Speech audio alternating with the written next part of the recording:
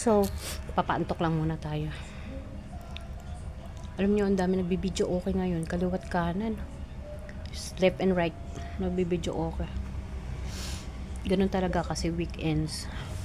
Alam niyo naman yung mga tao.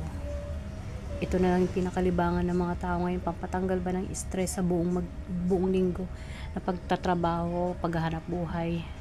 Yung paminsan-minsan mag-happy-happy. Pero hindi naman ibig sabihin na paminsan-minsan, every week na talaga nakaschedule yung happy-happy mo. Syempre, alternate lang naman.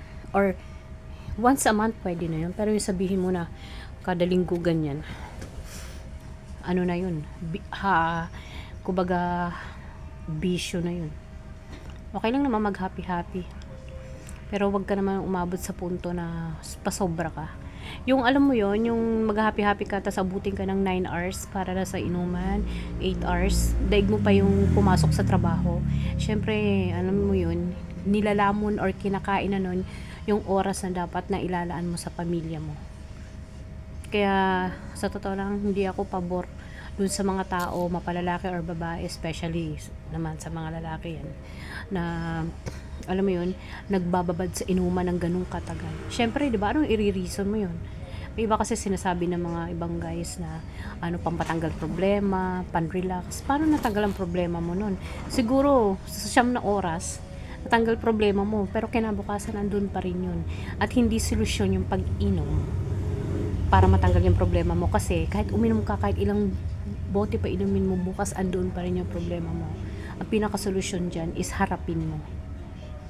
Okay lang naman mag-inom, wala namang against dun.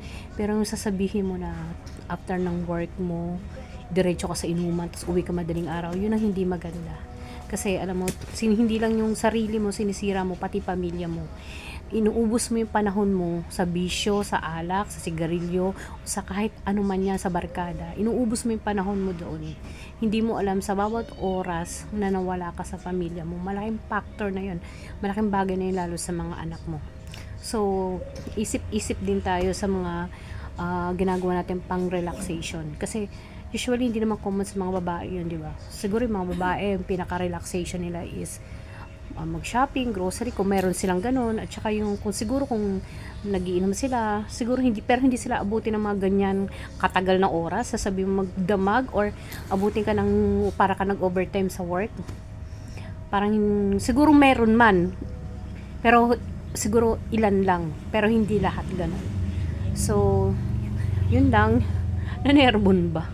Hindi, kumbaga ano lang to, inspirational, motivational na mas i-focus natin, mas ilaan natin yung oras natin sa family. Kasi wala nang higit pa na mas mahalaga kundi yung bonding or yung makasama mo yung pamilya mo. Pwede ka naman mag-inom sa bahay kung meron ka. Or pwede ka naman mag-inom with friends, pero wag mo naman ilaan ng ganong katagal. Siguro mga 1 or 2 hours, okay na yun. Pero yung magbababad ka dun, it's a big no. Maling-mali. Value your family, value mo yung asawa mo, yung mga anak mo. Dahil pagdating ng kagipitan, o kung dumating man yung mga problema, sila lang talaga maaasahan mo. Yung mga yan, mind you, hindi mo yan makikita sa panahon ng ganyan. Bibihira ka nalang makakakita ng totoong kaibigan. Pero sa mga panahon na to, ako na nagsasabi, wala kang ibang lalapitan kundi yung anak mo at yung asawa mo. So, yun lang. Good night everyone and God bless.